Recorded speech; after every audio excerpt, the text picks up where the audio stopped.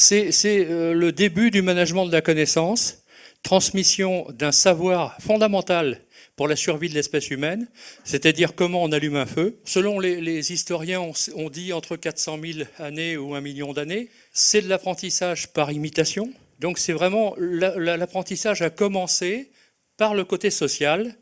Il s'est poursuivi après. Il s'est poursuivi après, notamment au Moyen-Âge, avec les corporations. Il s'est poursuivi par Diderot et d'Alembert, l'encyclopédie universelle, qui était en fait la première base de connaissances, qui n'était pas relationnelle. Dans les années 80, le marché mondial avait pour la première fois un excédent très important de l'offre sur la demande, et il fallait que toutes les entreprises trouvent un avantage comparatif stratégique. Le problème, c'est qu'à l'époque, on ne l'a pas fait de façon sociale, on l'a fait de façon documentaire.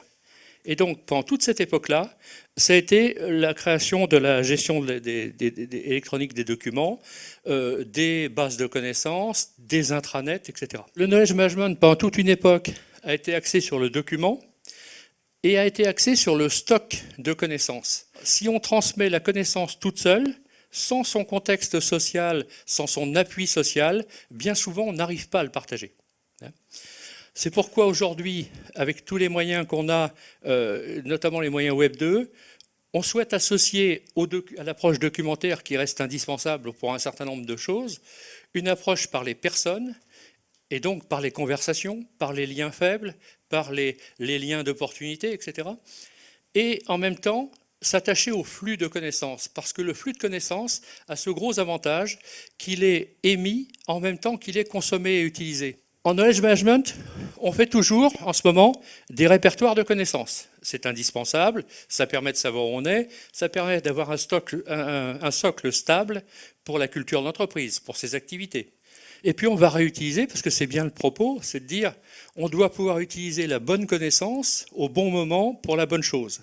On valorise aussi la connaissance, on la modélise, on la documente et on la contextualise. On utilise aussi beaucoup les communautés apprenantes. Je mets aussi dans communauté apprenante un réseau social. Hein.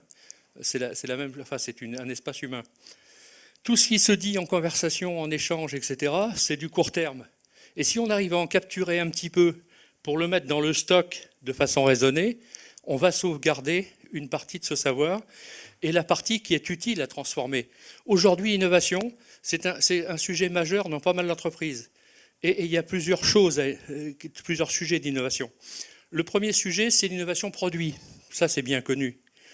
Mais l'innovation usage, quels nouveaux usages de nos produits on pourrait faire? L'innovation client, quels nouveaux clients pourraient être intéressés par les usages de nos produits existants?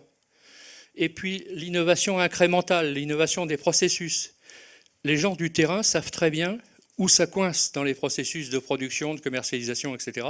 Et on peut, avec des moyens participatifs, fluidifier les processus, notamment les processus, le dernier kilomètre avant le client, quoi. Un corps social stable et souvent rejette assez facilement les corps étrangers.